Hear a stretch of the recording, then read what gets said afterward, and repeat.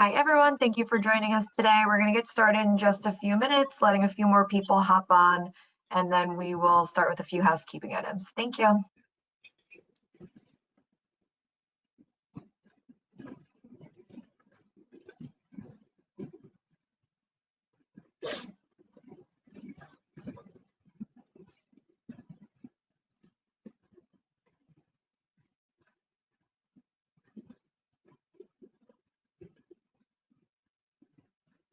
Watching the kids stuff. Oh yeah? Is Colton going in? Yeah. Is she going to NYU? Very exciting. Orientation time. Oh really? For classes. Wow. And so is she going to stay in the city? Or? Yeah, she's going to stay. Oh my gosh, I'm She's excited. getting her dorm assignment soon. Oh, very excited. I know so many people who went to NYU and stayed in the dorms, you know, starting with my friends that age.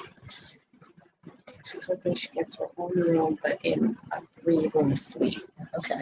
And my daughters all stayed in the summers in their dorms. There was one on 14th Street, one downtown, the Village. Yeah, okay, all great stuff. Oh, it's such an exciting time of I life. can't wait to decorate.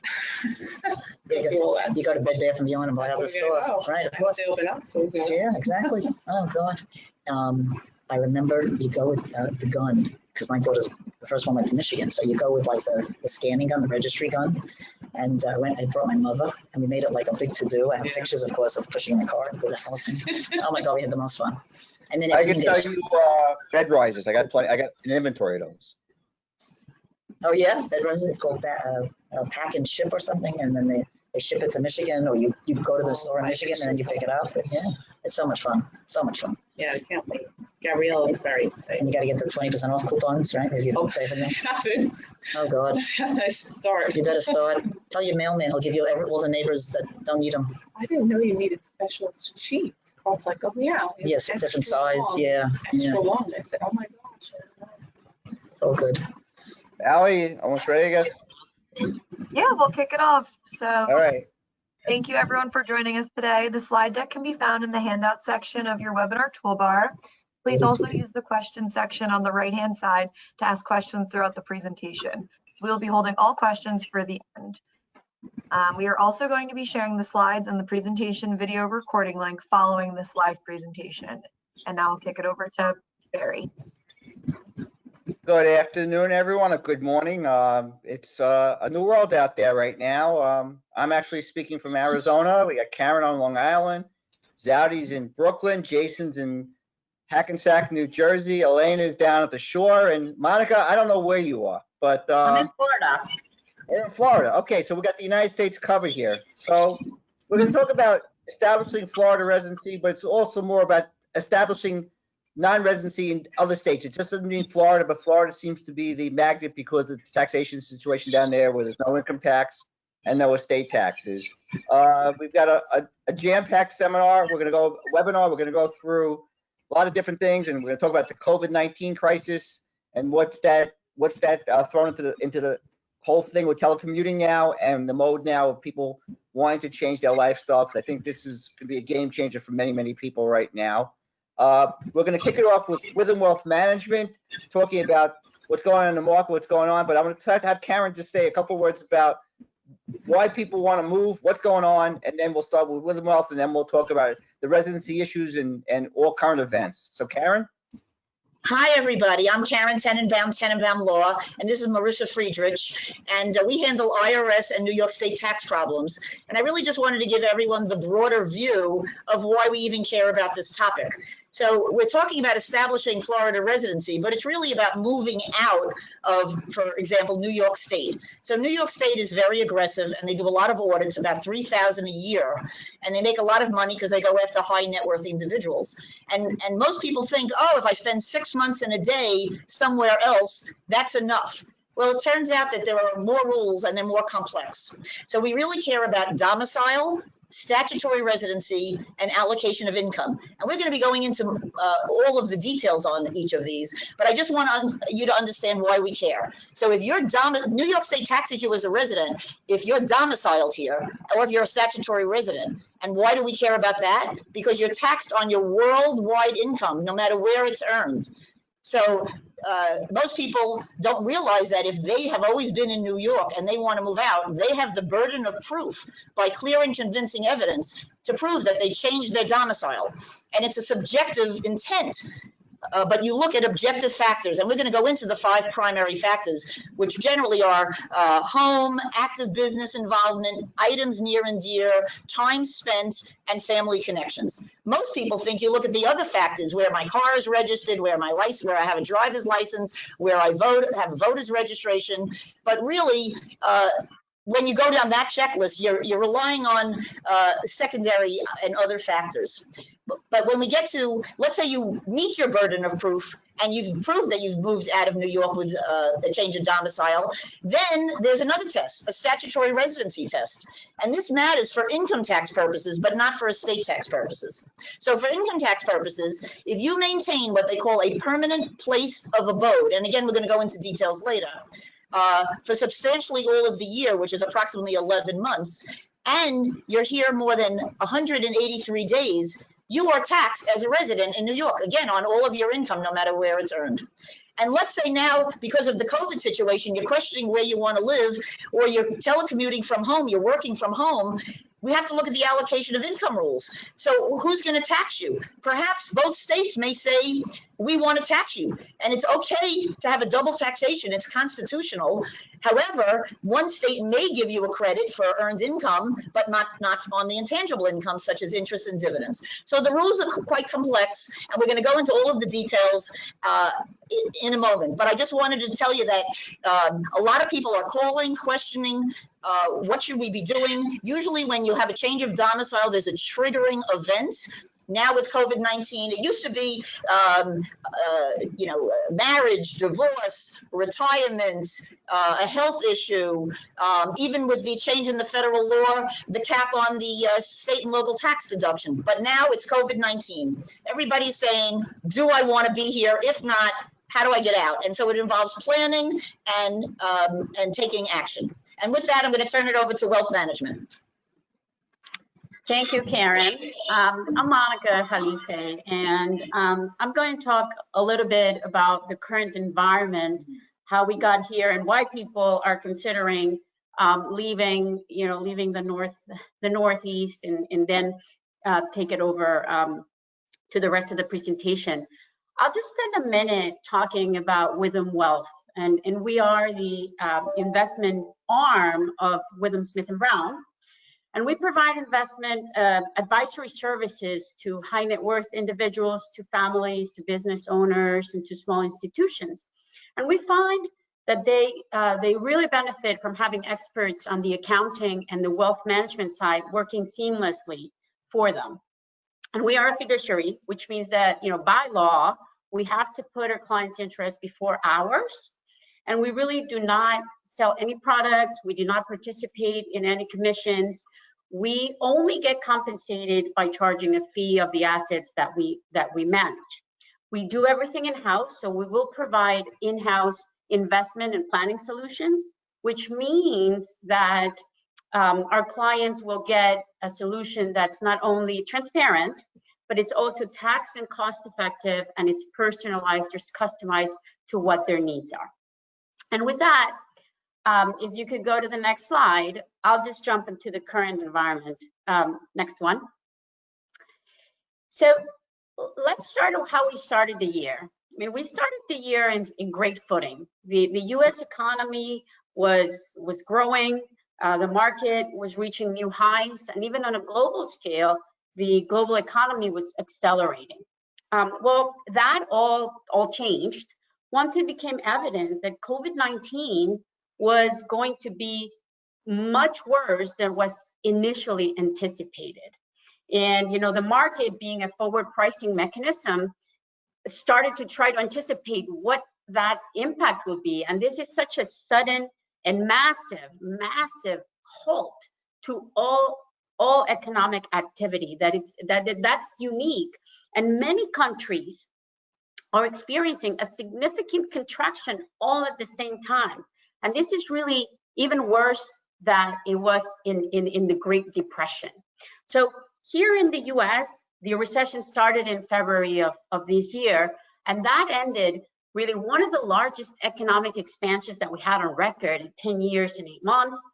It also put a stop to the bull market that we had been enjoying since 2009.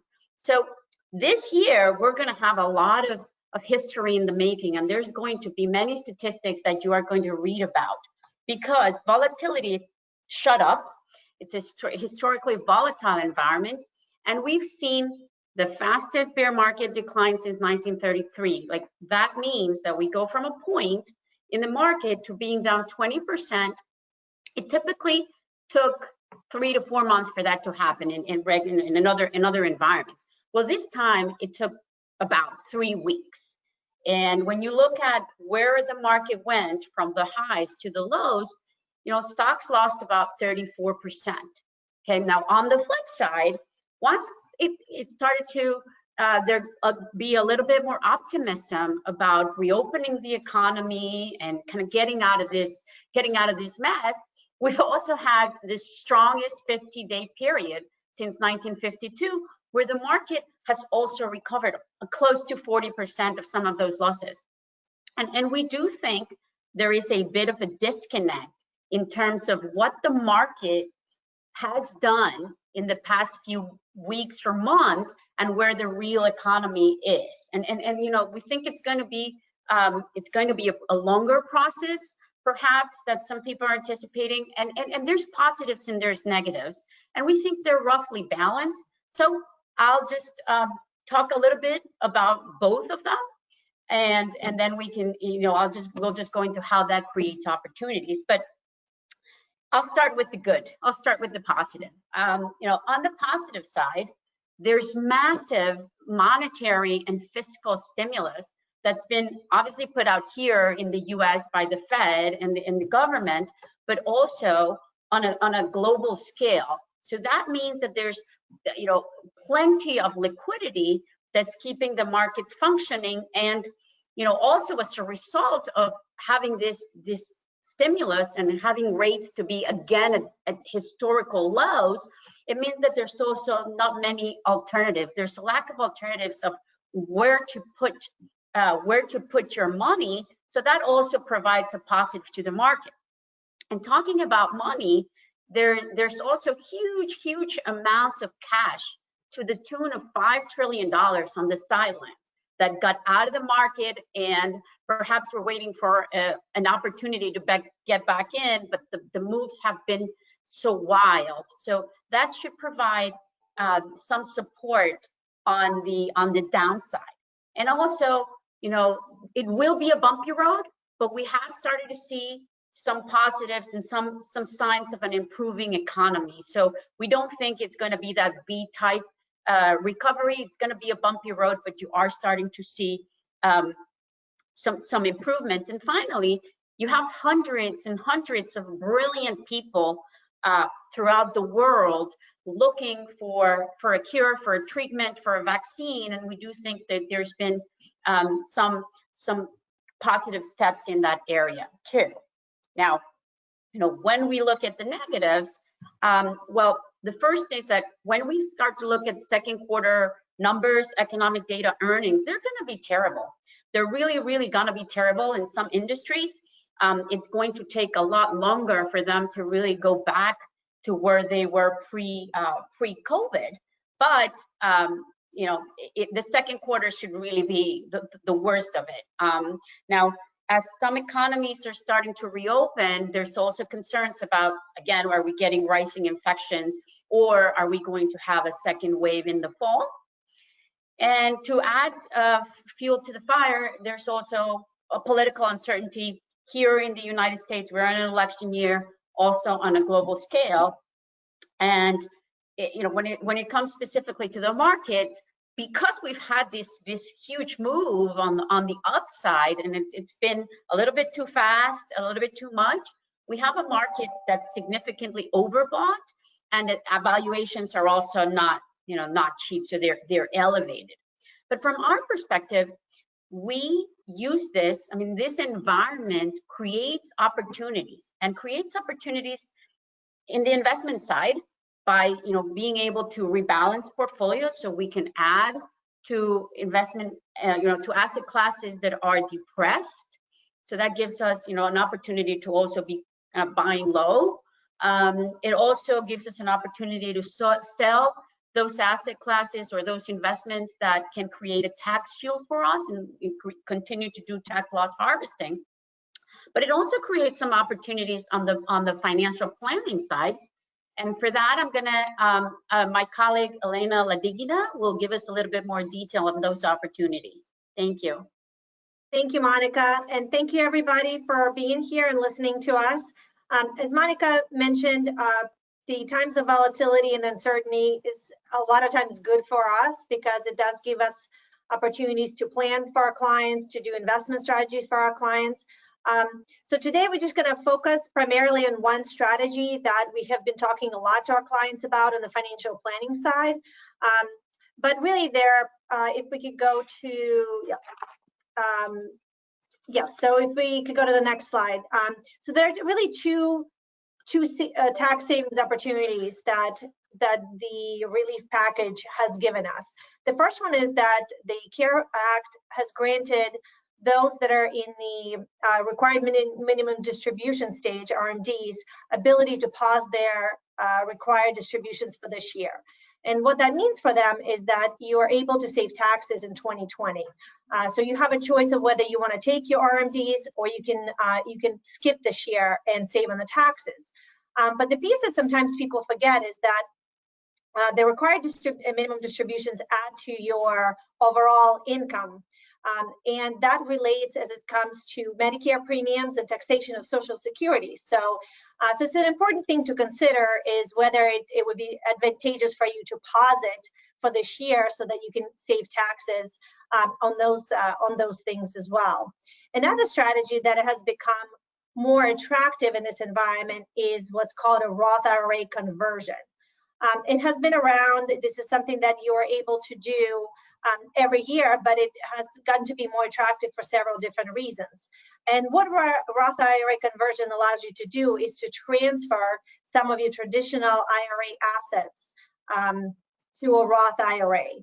And by doing so, the IRA owners can pay taxes at the current low rates and maybe potentially lower market prices than they did before. And now the strategy really, I'm going to go through some of the aspects of it, has a lot of benefits. It could be expensive because you have to pay the tax bill now. So you really want to make sure that it's appropriate for you to speak to your tax advisor. So what is a Roth IRA conversion? When you make a conversion, you pay the tax bill on any amount that you convert from your traditional IRA. So let's say you decide to convert $50,000 from your traditional IRA to a Roth IRA.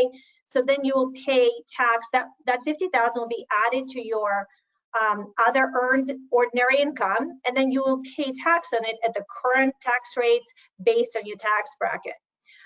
So essentially, by converting, you're making a choice to pay the tax now versus paying a tax down the road when you take assets out of your IRA.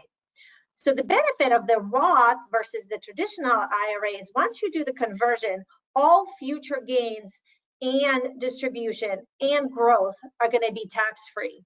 So when that $50,000 grows to $100,000, you don't pay any capital gains taxes. You don't pay any taxes on income from dividends or bonds.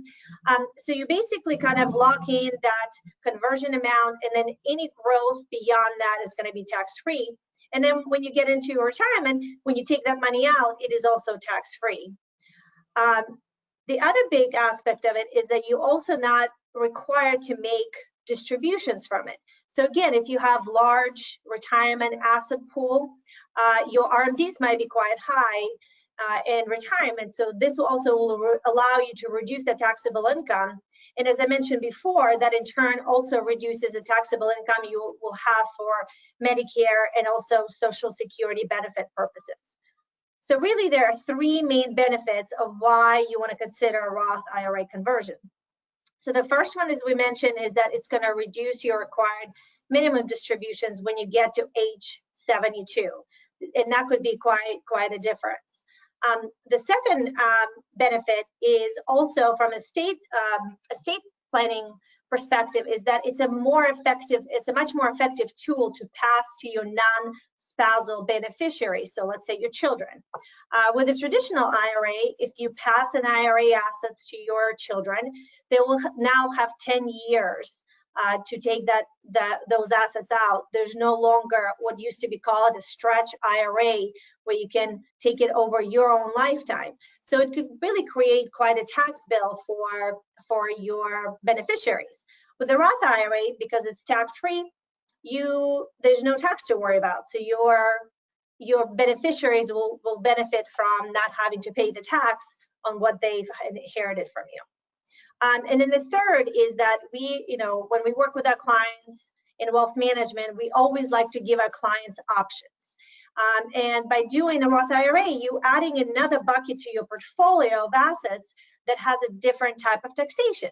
So, your traditional taxable accounts are going to be taxed for capital gains and dividends and income from the fixed income. Your retirement assets are always going to be taxed as ordinary income. And then Roth IRA gives you ability to put those after-tax dollars and have that you benefit from the tax-free growth and as well as tax-free distribution. So it will give you more choices to kind of where to take money out when you get to retirement. Some of you might say, well, that's a great concept, but I've heard it before, why now? Why are we talking about this now? And there are really a couple of reasons why now is the time to consider it, maybe more so than last year. One is we are in a very low tax rate environment. Regardless of kind of what side of the political spectrum you're on, most of us can probably agree that taxes are going to go up.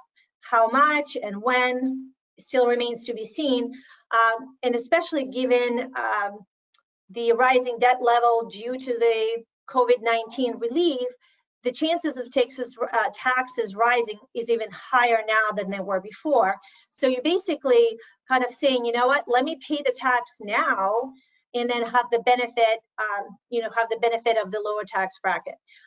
Another reason why now might be time to do it is because certain asset classes, for example, small cap, international, even mid cap, are still down from their highs. So if you're converting at a lower level, again, you're paying the tax on that conversion amount, and then when the recovery happens, you're letting it happen within a tax-free structure. You can actually benefit from, shifting the growth to a vehicle that is not going to be taxed. So so there's really is a very smart strategy. We've been having a lot of conversations with clients. I have a lot of clients that are going to be doing kind of analysis in the third and fourth quarter of this year and speaking to their accounts. So it is really important to make sure that if you're considering the strategy, you look at your overall financial picture.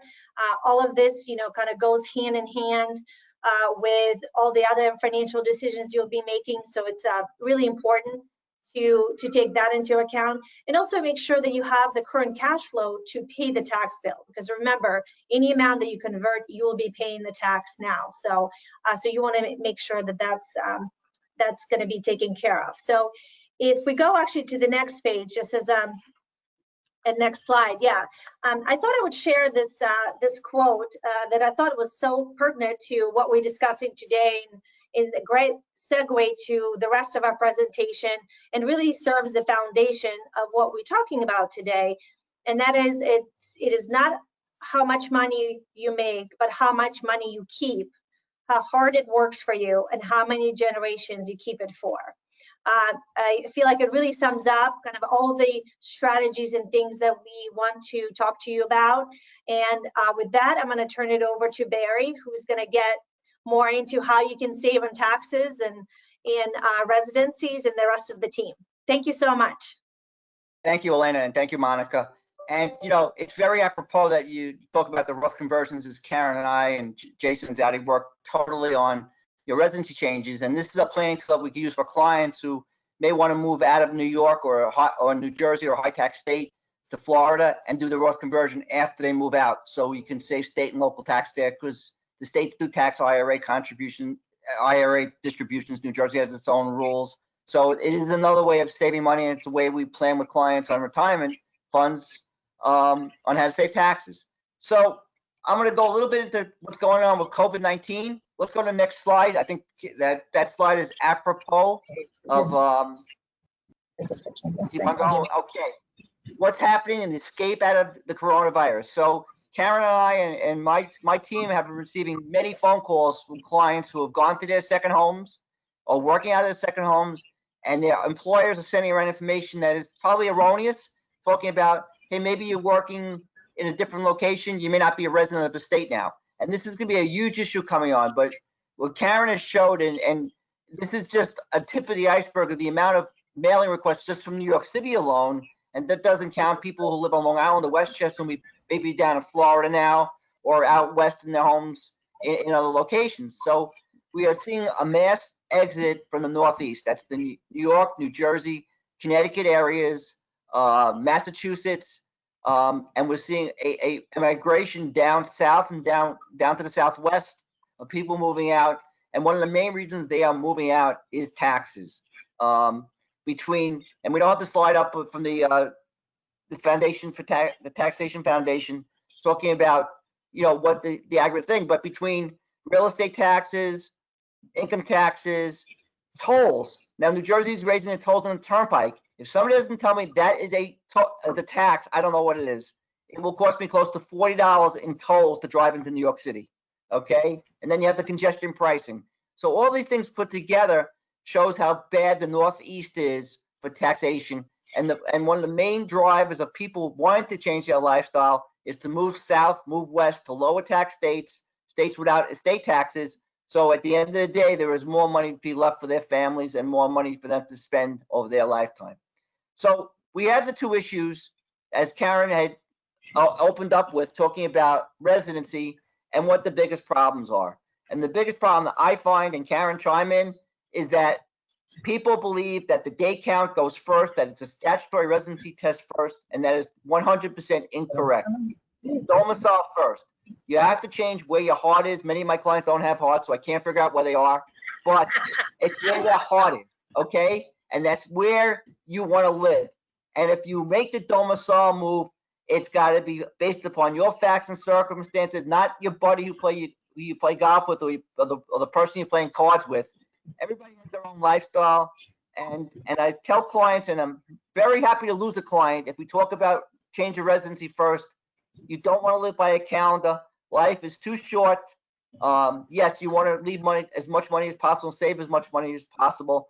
But in the end, if it's going to change your lifestyle and you have to live by a calendar, and you can't go to weddings or you can't go to graduations because you may fail your test, you don't want to live like that. So each case that we deal with a client on a separate basis, and really we want to go into domicile and really talk about the different areas.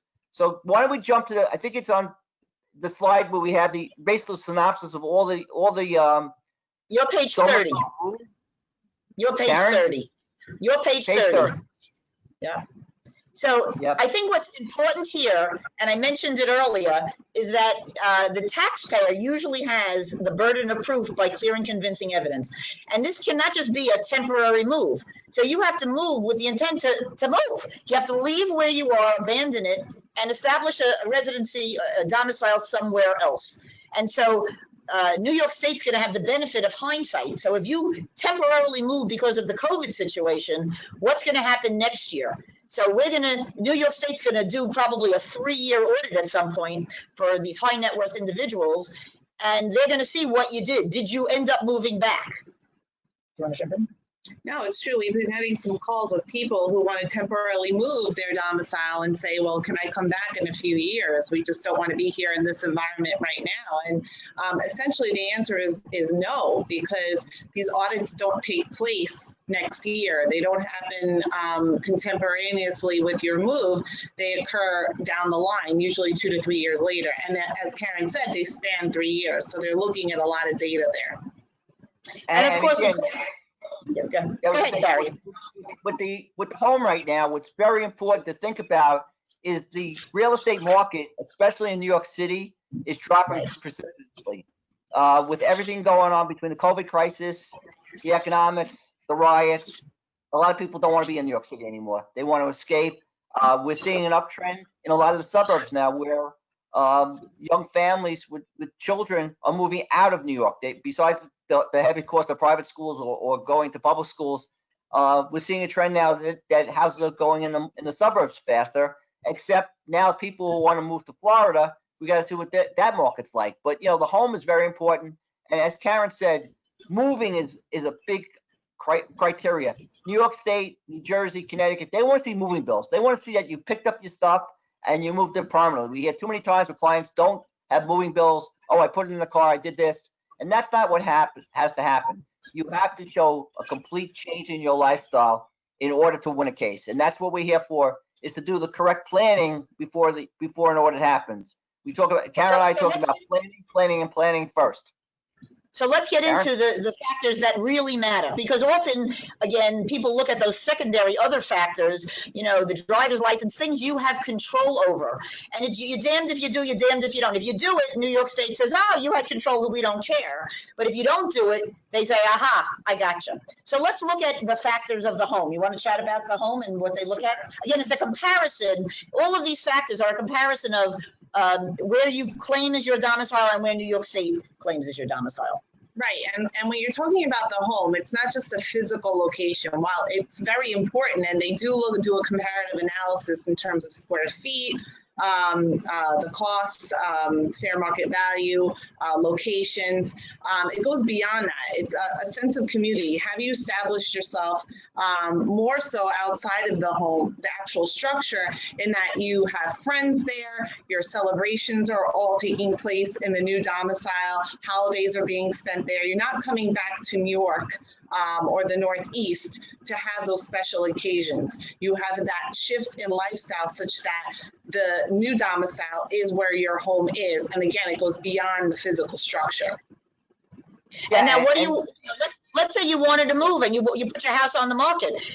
For the first few months of this, people were not able to come to see your house. Maybe you could do it online, but is someone going to buy an expensive house without actually seeing it? I don't know. So there might have been certain restrictions that were placed on you, really, and you're not able to sell. So I know that the people were not allowed to go into buildings. So if you have a co-op or a condo, or you live in an apartment building, you were prohibited from showing that place. Yeah, I think the brokers were prohibited. And Karen, I have clients. I have one client with 6 homes. So clients who have multiple houses, you have to show that one of the houses is your domicile. You only can have one domicile in this country, in one place, and that's your principal residence. And that's the one you have to show where you're domiciled. And so there are a lot of different things, as I said, again, facts and circumstances. Each taxpayer has their own lifestyle and the way they live. Husband and wife can live separately. But the key, as we just discussed, is you have to show your community. You have to show that you made the move to change your lifestyle and that you don't want to be in the Northeast area, because we'll use that generically. New York is the most aggressive state of all with audits, but we talk about the whole movement that you have to make your home down in another jurisdiction outside of the Northeast area in order to win domicile. And that's only factor one. Factor two. Right. So go ahead. I was talking about active business involvement. And one of the most important things with active business involvement, Karen, you talk about is when clients move out and you still want to run their businesses, well, you can't run it from a home office. You have to have a bona fide office in another state. You have to pay rent, basically. You have to create a new office and work out of the house, because if you do draw salary, New York will bring that salary back to New York. New Jersey will bring it back to New York, because you're working at your home for your own convenience. So one of the big areas we talk about is active business involvement. Is somebody has to basically start a company up in Florida, re-register in Florida, and make a bona fide effort to show that they're running the company out of Florida. Patterns of employment are very, very important, because that's, as I always say, they follow the money, and following the money is your business involvement. Karen? So the key really is, we see a lot of people who claim that the father and the son ran a business together, or the father and the daughter ran a business together, and the father, quote, retired, but perhaps now, and he was no longer involved in the day-to-day operations or the staffing issues or whatever, but now perhaps because of these unusual circumstances, perhaps he steps back in and maybe even tries to get the PPP loans, and maybe he's involved in signing documents, and maybe he's involved in making certain decisions. And so perhaps he thought he stepped out, but now he perhaps stepped back in. So you have to watch the unusual circumstances that took place here. But again, the goal is really to not be involved in day-to-day operations and making those kinds of important decisions on a regular basis, or anybody requiring your signature on a regular basis for those things. Right, and that's super important, because if New York brings you back to where you're making your money and you're claiming you're running a business from 1,500 miles away, but you're actively involved and you're at the business on a current basis, they will put factors 1 and 2 together, and they really weigh 1 and 2 really heavy with that, because again, it's where you're running your business from, what you're doing there, and that, you know, again. Go ahead, Karen. Really looking for a change in pattern. And so then we also look at items near and dear. Did you physically move things that were either sentimentally valuable to you or monetarily valuable to you? Did you physically put them on a moving truck rather than in the backseat of your car and drive somewhere? Did you hire a moving van? And did you change your insurance policies to reflect that now these things have been moved to the extent you have, let's say, something valuable like an art collection? Yeah. My dog is taking a little walk, but you know, pets are really important. The dog is the key. Where you bring your pet, of course. We have handled 1-2 cases based upon vet bills. Okay, and I'll give you an example. My dog's vet is in Arizona. She actually was born in Arizona, the dog, but her vet is in Arizona. That's her main vet. That's where she comes. The dog has to travel with somebody. It cannot travel by itself. My dog could talk. Half the residency cases would be over. But pets, jewelry, where's your jewelry stored? Where is your jewelry insured? We go this all the time with clients with artwork and photos. If you claim your residence is in Florida or in Arizona or in Texas, and you have a major art collection, and you tell me it's sitting in your New York house, that's not good, because what it's showing is if that's so near and dear to you, that's what's so valuable to you, that should be with you. So again, we talk about clients with moving, and moving bills, as I said before, is super important, because the states want to see that you move valuable items out of New York, out of New Jersey, out of Connecticut, and to your new location. And we get the excuse, and Karen, you hear it, everybody on the phone has heard this, oh, this decor does not fit with my Florida house or whatever else like that. Well, you know what? Photo albums, wedding albums, pictures, they do fit in that new residence. And again, it's very important to show that they want to see moving bills. Super important. Right. So New York State is looking for documentation, and it's very easy to present something on a specific date, right? I moved on a specific date, and here's the moving bill to prove that. And you talk about the dog, you know, the famous Black case. I think it was Match.com. He was head of Match.com. They moved him to another state, Texas, I believe. And he loved New York, but he took the dog. And he was able to argue that even though he came back within a year and a half back to New York, that he had intended to move, and he proved it by taking the animal. We actually had a case as well where our client, we submitted a photo to New York State of the client in Florida with his pet there. And that helped us, push it over to win that matter for him. That was my case too. I had also the same exact thing. So, and Dowdy's actually working on a repeat case on that one. Again, we show where the life is. Golf clubs, where your golf clubs are kept, where you play golf, lots of different things with hobbies. We ask about that. We're not talking about the audit yet, but we're talking about the planning. And when we get into planning, right, it's so intrusive because we're asking personal questions about how do you live your life? What do you want to do? And sometimes it gets very uncomfortable asking these questions of a client because you're really getting into different areas that, sometimes they don't want to talk about or whatever else like that. So again, the near and dear items are very important. And, I've had 2 cases where we had to deal with a mistress. Okay. So again, those are things that's very common. By the way, that's very common. Usually what we see, I say this all the time, we see the husband and the wife come to the first consultation, and the wife says, I decorated this gorgeous apartment in New York City, and it's really for the use of my husband's clients that come from overseas. And the next thing you know, New York State interviewed the doorman, and they say that a blonde shows up every night at 8 p.m. And then you never see the wife again, and the husband settles the matter immediately. I mean, this is a typical case. And then the divorce fees and the divorce money, it costs a lot more. So we've gone through that with credit card bills. So that's 3 of the first 5 steps of domicile. We're going to look at a list of documentation that they look at later, but let's get into time spent. This is not the 183-day rule. This is really what was your pattern before and now what is your pattern? And have you reduced the time that you spend in New York? And by the way, New York City has the same rules as New York State.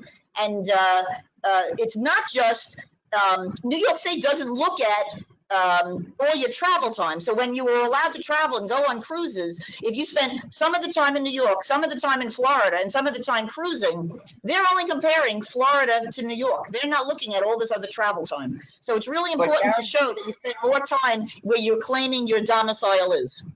So Karen, just give you an example. We had a case many years ago on residency where the gentleman claimed to be a Florida resident, spent the requisite days out of Florida.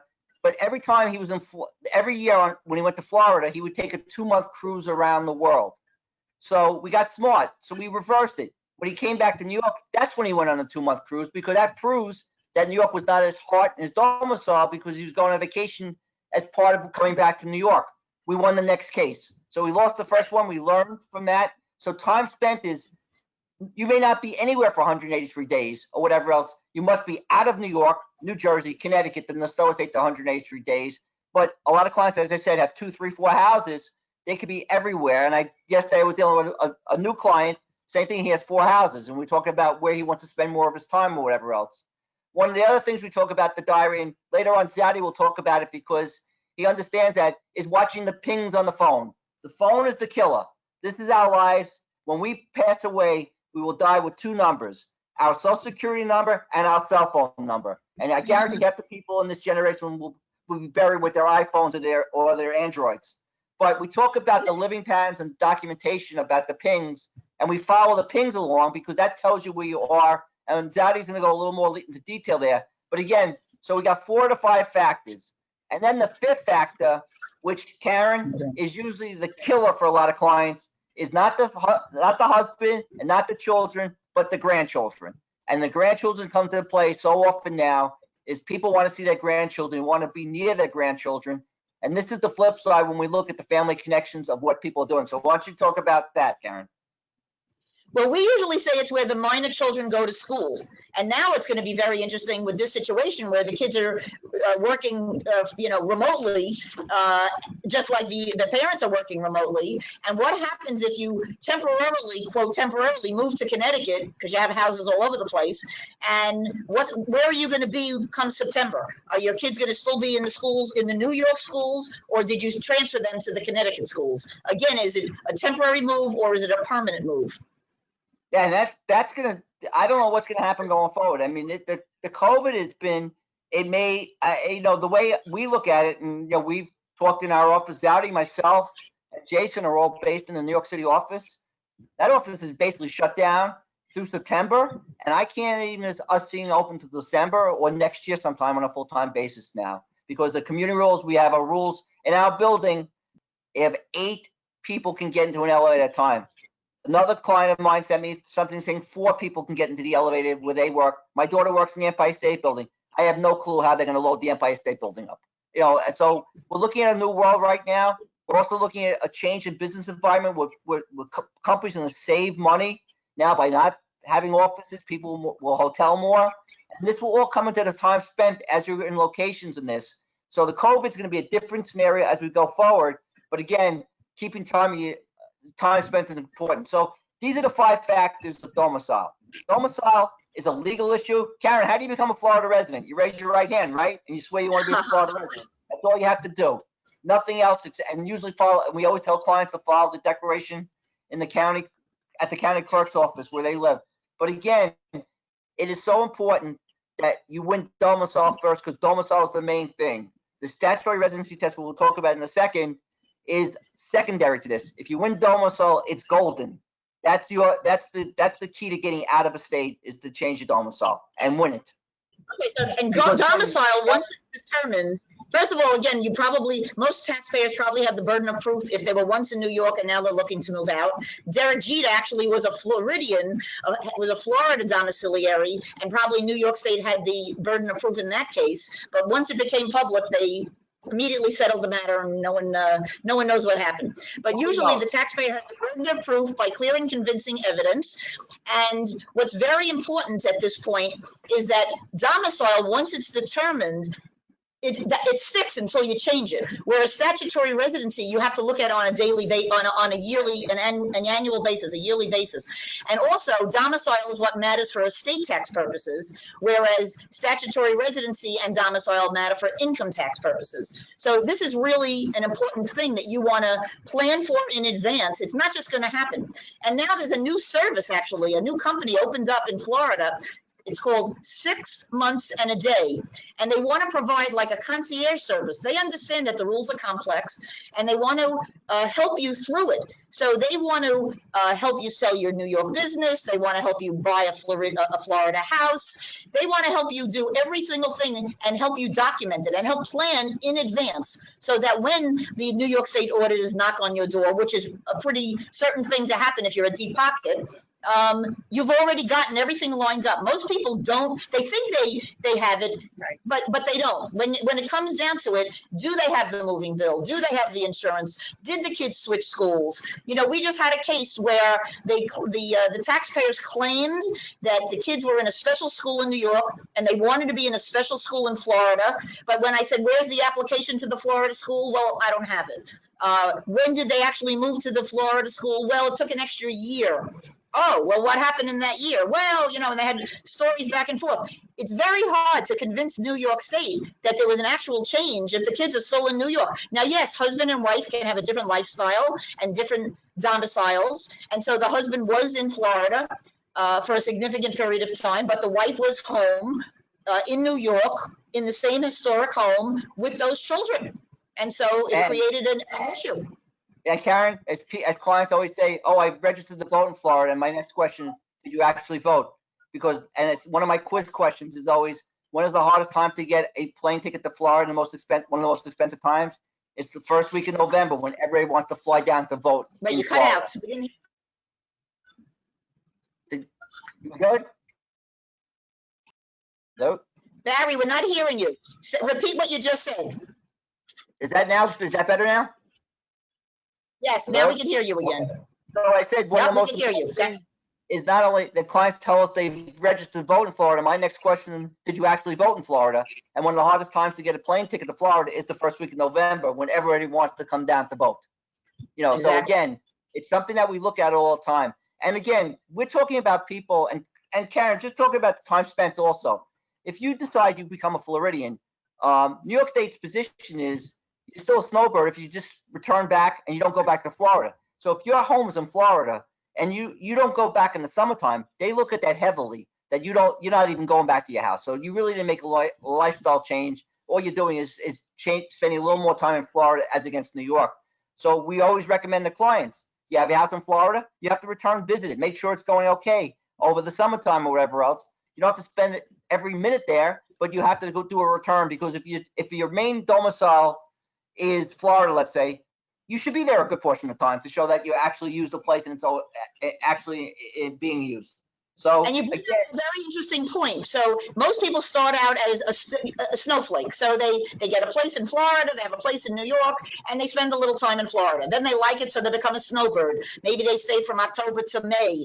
Now, the second you start having a creeping change, you have a problem. So there's the recent Campagnello case. So he had very active ties to New York, real estate, a house, business, and then he started building up those exact same ties to Florida. And they said it was a creeping change. You did not abandon New York. You did not change your pattern of life and your lifestyle enough to make a difference. So he ended up losing. He was still a New York domiciliary. So creeping changes are tough. It's very easy to prove something when there's an exact date, an exact break. And again, this COVID situation gives you a little bit of an opportunity to give an excuse, the reason for the move. But Karen, on creeping domicile, one thing that is to our advantage is that if there is an examination, which would not get into that part yet, but you could always settle the case where you change the domicile at a certain date and basically pay a tax to make the change. So again, we look at creeping domicile because that's what happens with many people. And as Karen said, when there's usually one event, divorce, separation, sale of business, sale of your home, moving out totally, that's a definitive date. And that's why we always, and Zowdy, myself, Jason, when we do our tax work with clients, they say, oh, I moved out January 1st. Nobody changes residence on January 1st. There's usually a date that we have to pick a correct date, and that's what we always look for, because nobody moves on January 1st.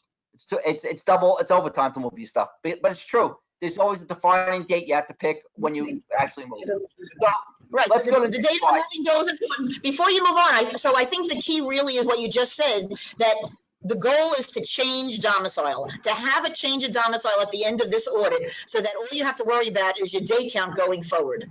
That's Right. that's the toughest hurdle to get over, that you've changed your domicile.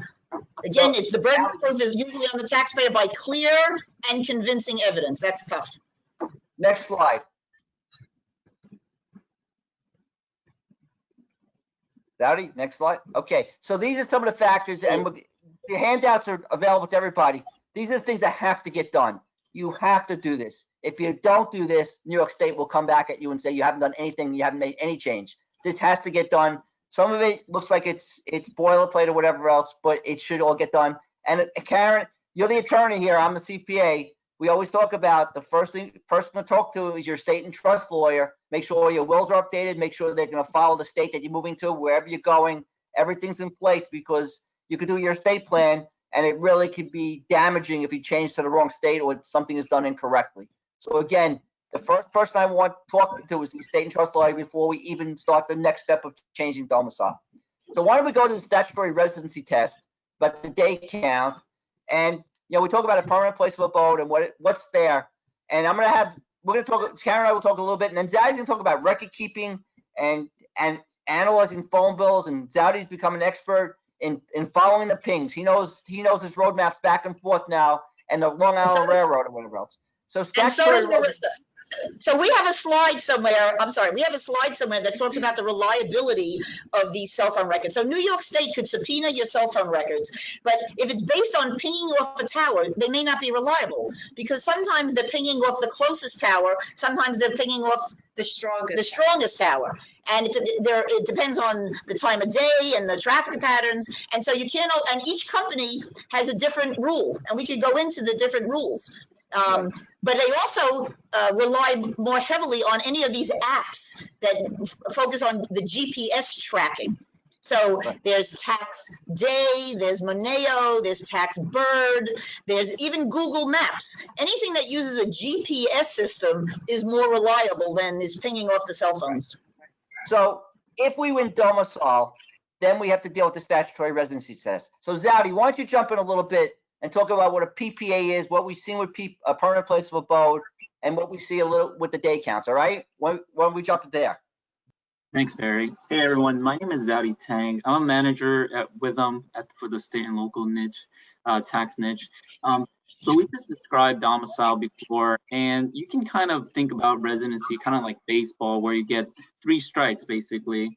You basically have to first go through your domicile test, and then after that, you get a stab at statutory residence. And after that, we'll discuss income allocation. So now we're up to the second step, really, of statutory residence. And really, the difference between the two is, as Karen and Barry have said, domicile is very fact intensive. And something to keep in mind is, if we have had clients that wanted to deal with the case themselves, and they started, handing over information.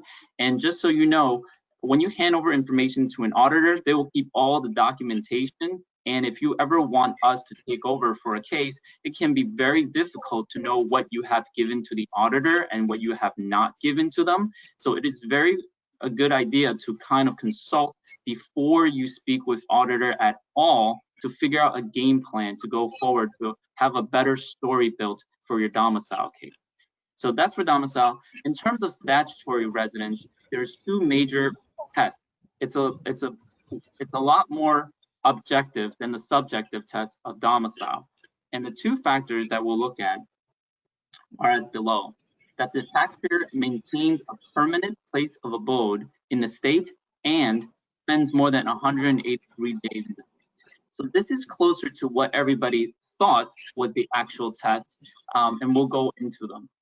So the first section is maintaining a permanent place of abode in the state. So each of those words will be defined. Do you want to go back a second to the Robinson case? Wait, go back to your last slide a second. Sure. So this was a very interesting case. So Julian Robinson was a hedge fund guy, and I think the tax at issue was 26 million, and with interest it was something like 47 million. And this was really a New York City related case. He lived on Long Island. He had an apartment in New York City. He said to his secretary, I don't want to spend more than 183 days in New York City. Make sure I don't. And it was one of the first electronic calendars that were kept. What was interesting was they subpoenaed the landline of the apartment, the New York City apartment, and they found that there was a 45-minute phone call with his sister, and he said, "Oh, that was my wife having a call with my sister," and someone said, "There's no way that they were, sisters-in-law having a 45-minute conversation. We don't believe that." It turns out that they were planning his 70th birthday party, and it was accurate. But meanwhile, it was very intrusive because this is before they even started subpoenaing the cell phone records. As it turns out, he had exactly 183 days. He didn't want to go over, but he spent the summers in the Hamptons. His own diary said meeting in New York City, but it turns out he did it by phone call. So there were a few things that were against him, and then there were a few travel days. But because of credible testimony, he ended up winning. It turns out that he landed in the airport at 1:45, and he counted that as a day. He said, I know the rules, and I was here before midnight, that's a day. Any part of a day is a day, that's a day. But there was a time where he took a trip with a close friend and his son. They went golfing, and they were in the limo, and the friend who's the attorney had to come and testify to say that he was always in the car with me. He came to Long Island with me. There was never a time where I was just alone with the son and the golf clubs. But it took many years, a lot of representation, and a lot of money to prove that he was not over the 183 days. We always say that he won by a day, and we always say that Martha Stewart had a famous case where she initially she did lose, almost lost by a day. She had a house out in the Hamptons, and she called it The Cottage. And she did a $1.3 million renovation on the cottage and claimed that it was uninhabitable, except that she did an entire display in her magazine and said, look at this gorgeous place that I renovated. Everybody take a look. But then when they said, it's a permanent place of abode, she said, no, it's uninhabitable. So her own documentation hurt her. And when they looked at the day count, they also had a limo driver, and it didn't indicate who was in the car. They assumed it was her. In the end, she ended up losing. So I always say Julian Robinson won by a day, and because I think only 4 days were at issue in the Robinson case, and Martha Stewart ended up losing by more than 1 day, but initially it was a day. So and that's why, Karen, we talk to clients, and if they want to live by a calendar, we tell them do 150 days. Give us a cushion because you don't want to have that 1 or 2 days lost. But Saudi, why don't you talk about some of the issues we come up with the permanent place of abode in New York? So again, for the permanent place of abode, each term really has a definition. I did say before the test is objective, I'm sorry, but however, each definition still can have many definitions under it to meet the test. So an example, maintain, you can define it as contributions to the place of abode, and it doesn't have to be cash. It can be cleaning, cooking, groceries. So again, it's not what you might think as when you say contribution and you think of cash, it can be other things as well. Other definitions for permanent, so it must have a cooking and bathing facility. So you might have issues with hotels. And finally, the place of abode, it could be a house, co-op, a rental apartment, or a condo. And it can be a summer and winter vacation home as well. And there has been a lot of cases where people thought that's not the case. And also, you must have the keys to access the building to become a place of abode. So all these have specific definitions that you want to meet to be able to meet this part of the test. This is one of two for statutory residence. The other test, we'll go back to the example that Karen had basically when she speaks about the day count. And this is what everybody think the only test is, but this is one of the two for statutory residence. So for this, you must meet the 183-day rule. But a day is different in what we count as a day. even if you step your foot for 10 minutes into a state, that counts as a day for the day count purpose. There's two exceptions to that rule, which is the travel exception and the medical recuperation exception. The travel exception basically says if you land in the airport and you go straight back to your house, cutting through New York City, New York State, that's okay, as long as you don't step your foot outside of your car or make a stop in the States. That's an all right day because it's for traveling purposes. Another exception is the medical recuperation. If you're here for medical purposes, that is all right as well, but you'll definitely want to keep records and be able to prove those days, or they will count them against you. Wait, I have to jump in and say it has to be inpatient. So the only days that don't count are when you're inpatient in a hospital. So if a husband and a wife are together and one is in the hospital, the days don't count for the person in the hospital, but they do count for the person not in the hospital. It has to be involuntary. It's the Stranahan case. It's very clear that, so if it's a nursing home or even maybe a prison or a hospital, if it's involuntary and you're stuck in it. Now, these days, they throw you out of the hospital in 2 days. So I don't know if you're laying on a couch in your own house recuperating, those days count. That's not going to be an exception. Right. Karen, Exactly. Karen, they threw me out of the hospital in 3.5 hours, and I sat on the couch for 8 weeks in a cast. So That's right. you know, But those days count in Arizona for you. that's right. Yeah, except I was in New Jersey, okay, on the couch first. But you know, and one of the problems, and Zowdy, we've gone through this many times, and you know, we'll just talk, is we have the problem areas where you still have a lease in your name, even though your ex-wife may live there, or the children may live there. So there's a lot of things that we go through with clients.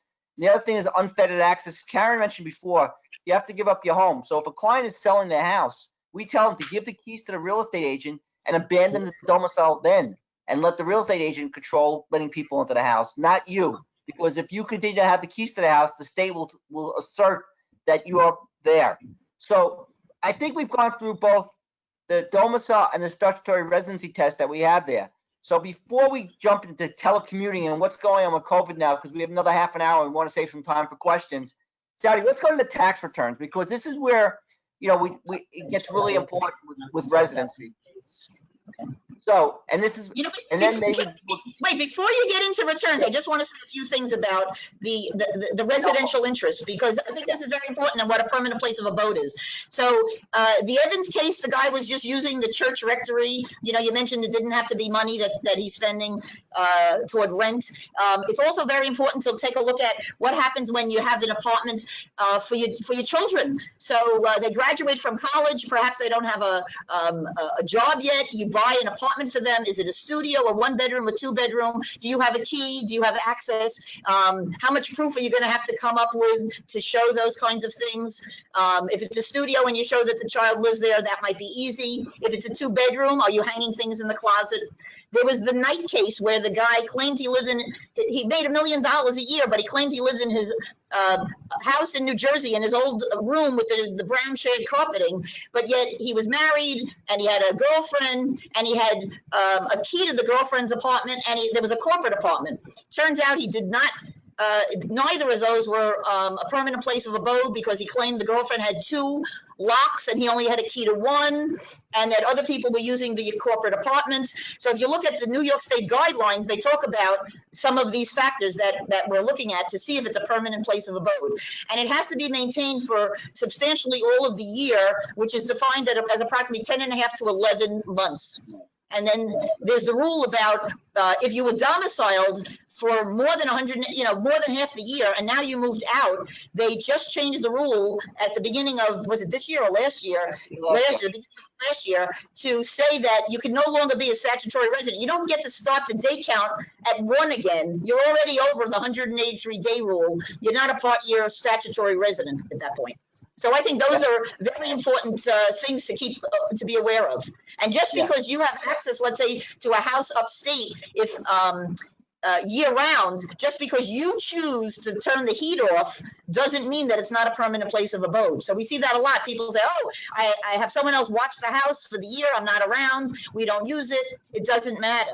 And the famous Gay case and I'm sorry? The famous Elliott case, the guy was a New Jersey domiciliary, no question. He owned property in New York State on Staten Island where he had gas stations. His parents lived in that house. He would come visit on a regular basis. Once in a while, they didn't feel well. They would say, please sleep over. And so New York State said, that's your permanent place of abode. It went all the way up to the highest court in New York, and they said, no, you have to have a residential interest. You really have to use it as if it's your house. It's not enough. Obviously, you own the place, you have a key to it. It's not enough to say, I'm visiting my parents, I'm sleeping on the couch. Do you keep things hanging in the closet? Do you have your toothbrush there? Those kinds of questions are important. And again, the taxpayer has the burden of proof, and that's hard. I just want to jump in and say a few words. And of course, there's always the people with the houses out in the Hamptons where they claim I don't even use it for more than a week out of every year. What's the famous case where the guy was clearly a Connecticut resident, a domiciliary? His in-laws used the house year round. What? And he went to work in Manhattan every day. Never went close to the house in the Hamptons. Right, and it doesn't have to. You don't have to spend the 183 days at the permanent place of abode. It's enough to be in the state. So if you work in New York City and you have a place out in the Hamptons, that's enough for you to lose the case.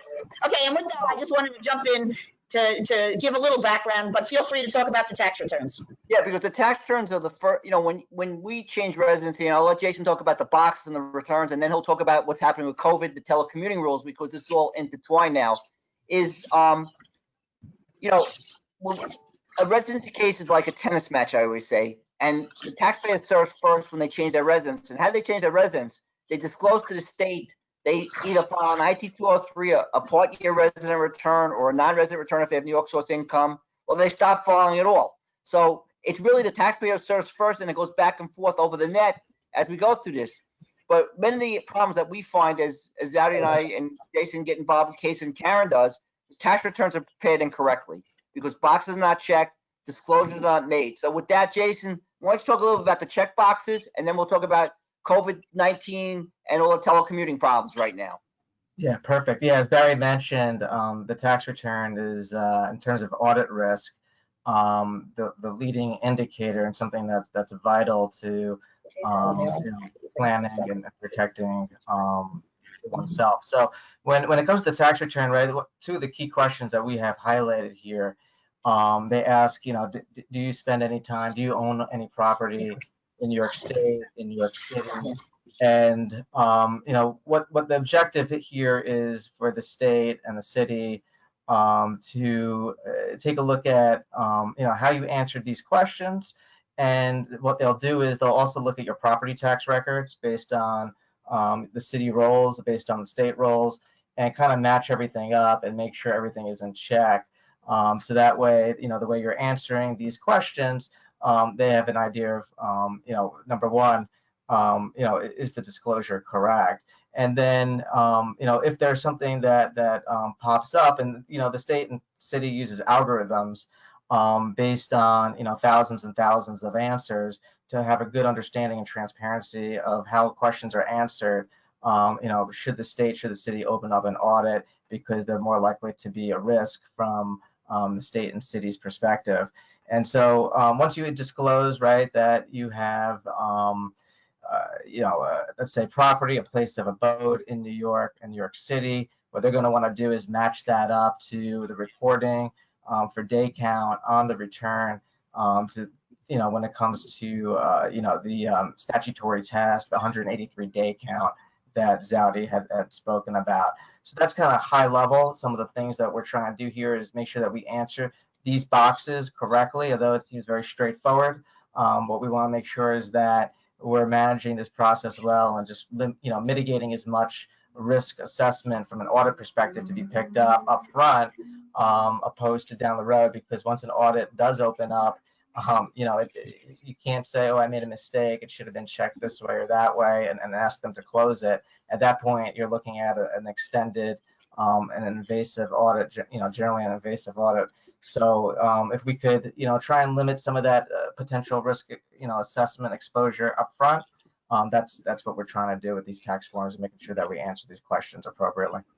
So what do you do? So in the case with the Hamptons guy, who was a Connecticut domiciliary, he didn't check the box that he maintained living quarters, and I think they sent it back for penalties in the Barker That's case. correct. So what do you recommend people do? Check the box. Yes, I have it, but I spent under the day count, or Well, how do you what we counsel usually do, your clients? Karen, what we usually do is we'll put a footnote in the tax return. If we believe that taxpayer is under 183 days, we'll put down the day count right there. But some instances we've got clients over 183 days because of medical reasons. We will put a footnote there saying, yes, leave the thing less than 183 days, but then have a footnote in the return. My attitude, I believe in disclosing to the state. You come up front to them, and if they see, it's in the return, and we take the positions. The boxes always have to be checked correctly. You have to make sure we have the right day counts, the work day counts, as compared to the statutory test day counts. So the total difference there. But again, a lot of boxes. And one of the most confusing things is we talked about permanent place of abode, but if you read the tax return, the question says, do you have any living quarters? It's amazing how they change the terminology from the regulations and the instructions to what's actually on the tax return. So Jason, we got about 10 minutes now.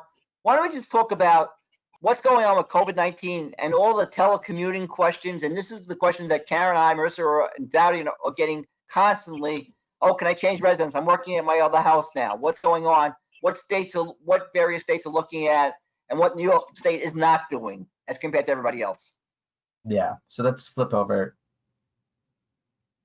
Oh, okay, perfect. So this is an important topic, obviously, especially with what's going on, as Barry mentioned, with telecommuting employees and how that affects the entire landscape of state and local tax. So these are some of the areas we could talk kind of high level about, some of the things that we're seeing and things that we're thinking about when it comes to telecommuting employees and how that's affecting in the immediate term, state and local. So if anybody with businesses or connected to businesses, if you own a business, right, from an income tax nexus standpoint, having employees performing services in the state is generally going to, establish a filing requirement in a state. So, pre-COVID-19, anytime we heard employees or partners or anything along those lines working in the state, generally that's going to trigger a filing requirement. Now, some states have come out with some relief as a result of COVID-19, saying that, if you're working from your personal residence, which we'll take a look at a few of those examples, that might not necessarily trigger a filing requirement. They're providing this relief, overriding their statute, as based on what's going on with telecommuting, with the COVID-19. Same thing with sales use tax nexus. We're seeing a lot of the same things with nexus. And so just something to monitor. But the key things to keep in mind for both income tax and sales tax is that there is a concept, we're not going to go into it in great detail right now, but there is a concept of economic nexus. And so even though there might be relief provided for the physical presence of employees in states that do impose an economic nexus, where that, the activities, financial activities, the virtual activities that are happening across state lines, opposed to physical presence in a state, you may still have a filing requirement, and that relief may not be valid to the COVID-19 issue of telecommuting employees. And then another item that we're getting a lot of questions on and issues are coming up is income tax apportionment, right? So from a business perspective, when you're calculating state taxable income, most states will apportion using generally either a three-factor formula or a single sales factor formula in calculating your state taxable income.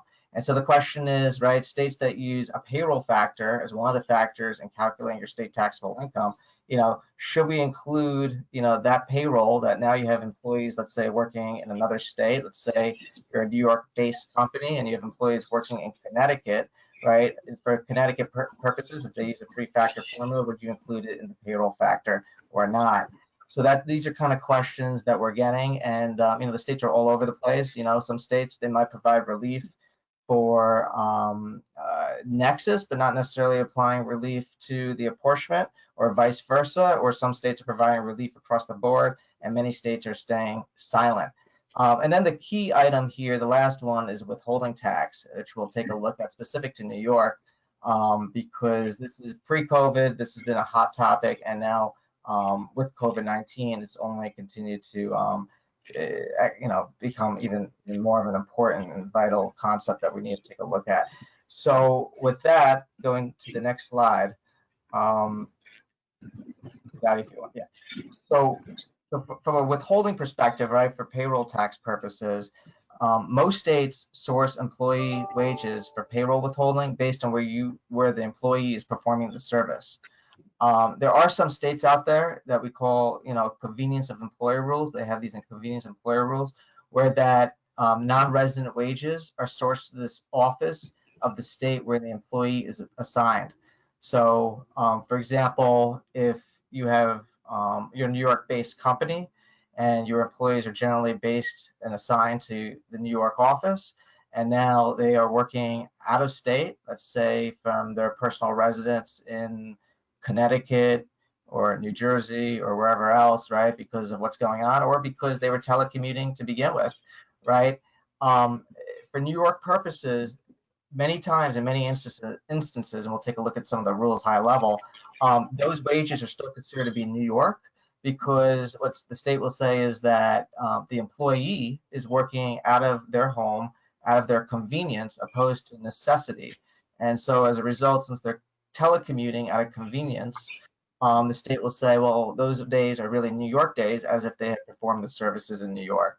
So we'll take a little bit of a deeper dive and take a look at that, because this is an area that is high risk. It comes up quite a bit, and now with COVID-19, I mean, we've always seen telecommuters, but obviously now the landscape has changed, and that's across the board with people telecommuting.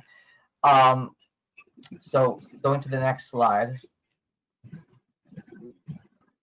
So looking specifically at New York, and there's about 4 or 5, 6 states that do have this rule, although New York we find to be most aggressive with it, is the convenience employer rule. So where the wages of the telecommuting employees continue to be sourced to the employee's primary office location, as I mentioned, unless the work is performed outside the state for the necessity of the employer. So it's really important to define all of these different issues. So going to, right, so if in general, right, by default, if you have a New York based company, you have New York employees or an office in New York, where that employees are assigned to the New York office, right? Generally, when they're working from home, out of the state, right, those are going to be New York wages unless you can meet a necessity test. And looking at the next slide is going to be the necessity test. So, Zadi, if you want to.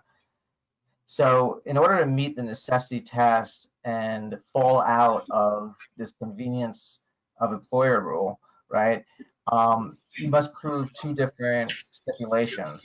And number 1, right, is that your telecommuting days are actually normal work days, that you're actually telecommuting during the days that you actually would be normally work in the office, opposed to just like weekend days or days that are extra that wouldn't be so-called normal work days. And then the second stipulation, which is sometimes challenging to satisfy, is that the home office of the employee is a bona fide employer office. And we'll take a look at that definition in a moment. So continuing on. Yep, go ahead. I want you to jump in, Karen. We should probably just talk about this a little second. The COVID-19 is a temporary situation right now. However, so there's a lot of states have defined this temporary situation now, and this is more of a legal issue. What's going to happen once COVID-19 is over? I believe under the rules, you can't force an employee to go back to work if they feel that it will be unhealthy to them, or they do not want to take risks or whatever else like that. So we're gonna come into a whole new world now with this whole issue about Nexus after it's deemed that COVID is over. But nobody knows when COVID's going to be over. So I think that's something that, on a legal side, you and I and Zowdy's being new chair of the state and local committee has to go back to New York State and talk about this issue, because I think it's a whole new world opening up right now.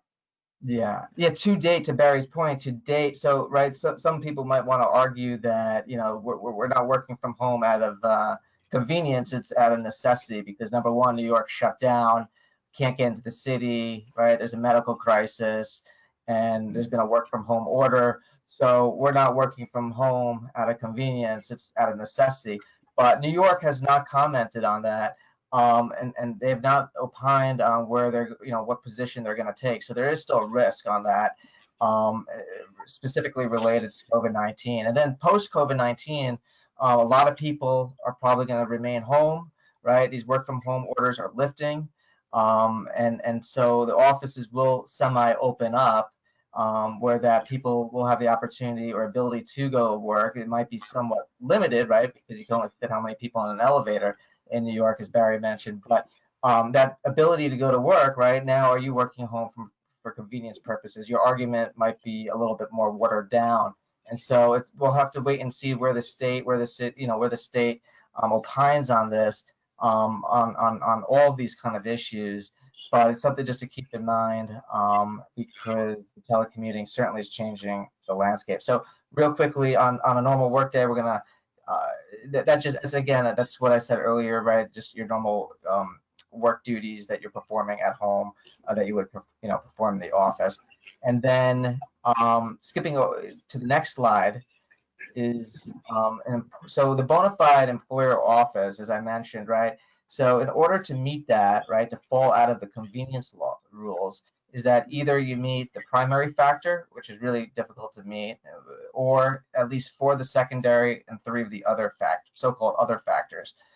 So real high level, take a quick look at this. The primary factor, just for everybody's benefit, is that your home office is near a specialized facility. So for example, if you are in the business of horse racing and you need to be at times by a track that might not necessarily be by the office, it really has to be very fact specific in order to meet the primary factor. And I think we find most times that taxpayers are going to satisfy this test under either the secondary rule, meeting the secondary rules, and the so-called other rules. So the primary factor is out there, but the way to really probably satisfy the convenience law for most people is going to be meeting the secondary rules. So if we want to skip over that, just to take a quick look at it, so that way we could wrap this up. So in terms of the secondary factors, here's a list. I think there's like 6 or 7 of them. If you meet 4 of them, and then again meet the other factors, you will satisfy this rule. So we don't necessarily need to go through all of them, but what they're trying to get at with a lot of them is, the theme is that you're working from home because it's a condition of your employment, that it's a true home office, that your core duties are in the home office. And oftentimes what happens is the state could come in upon audit, right, when they're looking at income allocation and part of the overall audit. They'll take a look at any contractual agreements with your employer.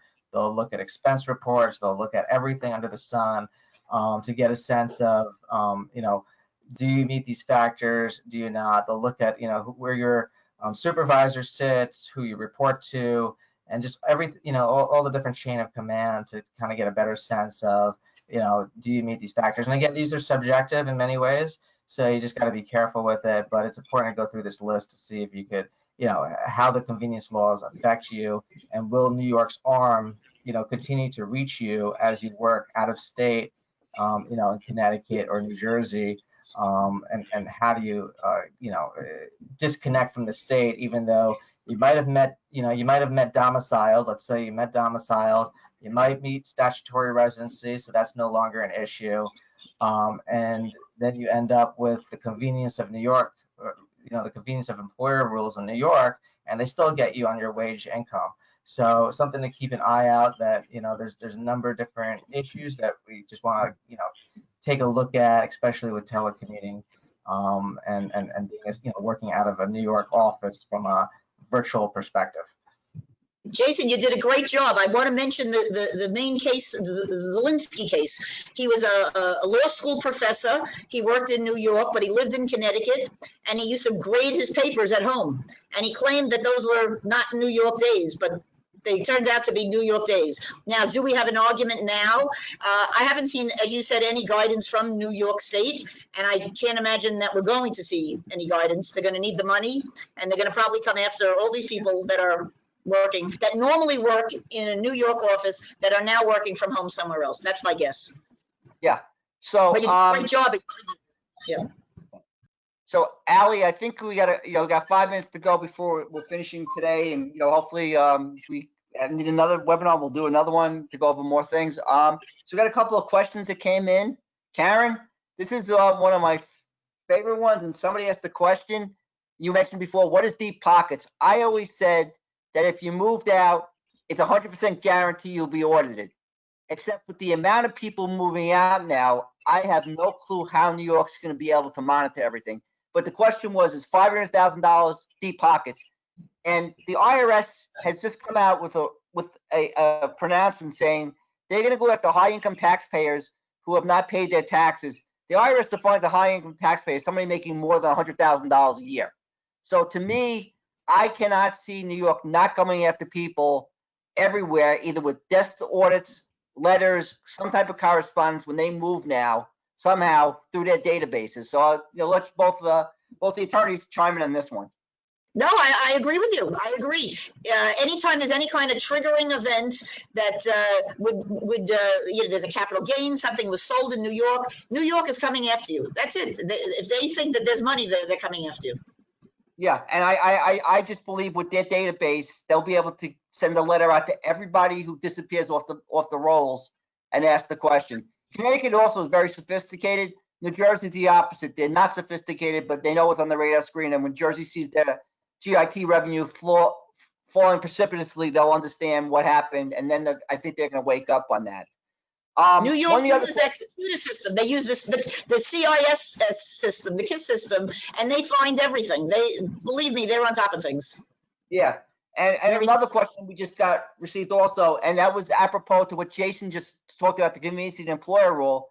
If I move from New York City to Maine, but continue to work for a New York City employer, do I need to withhold taxes?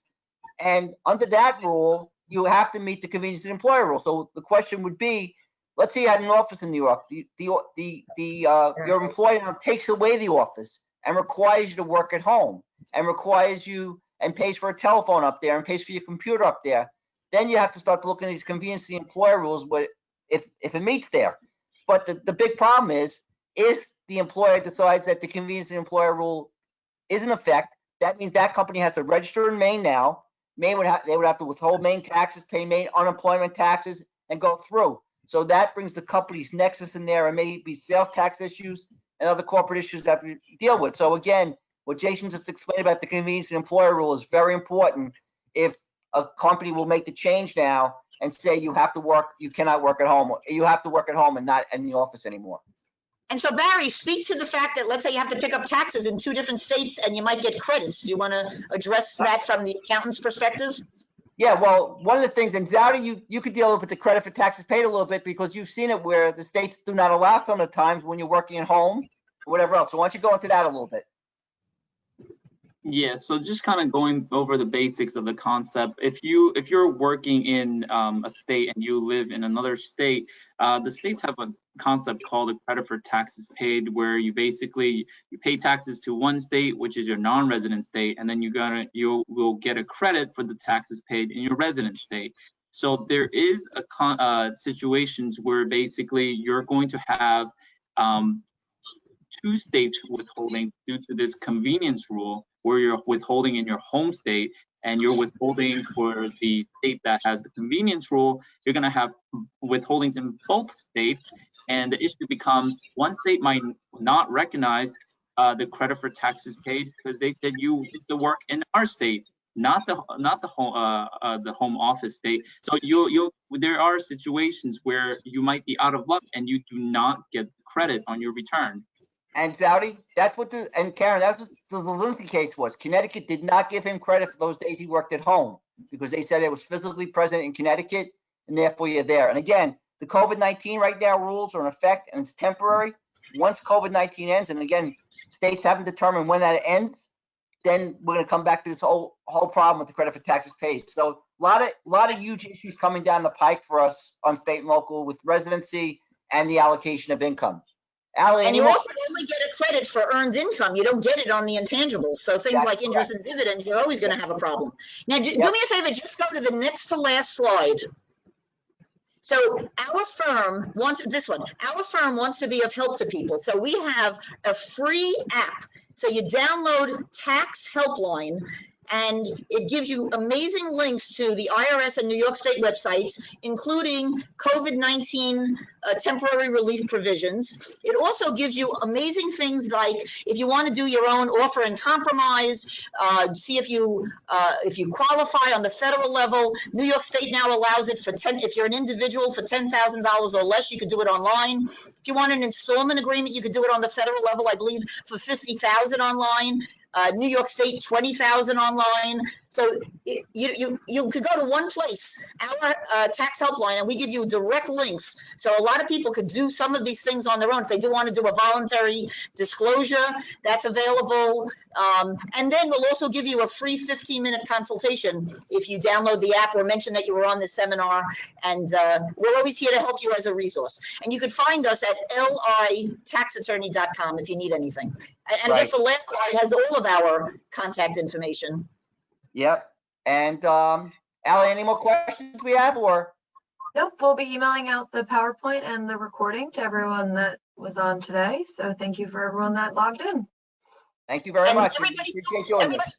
To call us. One thing we do have is a top 10 list of the COVID relief provisions on the federal, mostly on the federal level. New York State didn't have as much guidance, but until July 15th, if you have an offer and compromise or an installment agreement and you need some help there, my list tells you about it. So feel free to email me at either Kate Tenenbaum at LI Tax Attorney or Tax Helpline at LI Tax Attorney, and we'll send you that list. We'll also send you what normally the federal and the state governments can do in collection to come after you, take away your driver's license, take away your passport, take money out of your bank account, take money out of your wages, and all the things those are the things in their toolbox and all the things that you can do, all the collection alternatives that are available to you. So feel free to call us or write us and we'll give you those lists. And Karen, I guess if they take away your driver's license, you claim you're not a New York resident then, right? Well, don't laugh. If you owe 10,000 or more to New York State, they can take away your driver's license. Right. But most states have an agreement that if you lose your license in one place, they're not giving it to you in another. There's only I think 4 states that don't do it. So so watch that. All right. With that, appreciate everybody's taking the time to attend the webinar, and I think we'll do another one shortly soon again. Thank you very much. Zowdy, this was wonderful. Thanks for including us. Good to see you, Zowdy and Jason. Okay, guys. Okay. Thank you. Bye-bye. Take care, everyone. Bye. Bye, Sir and Elena.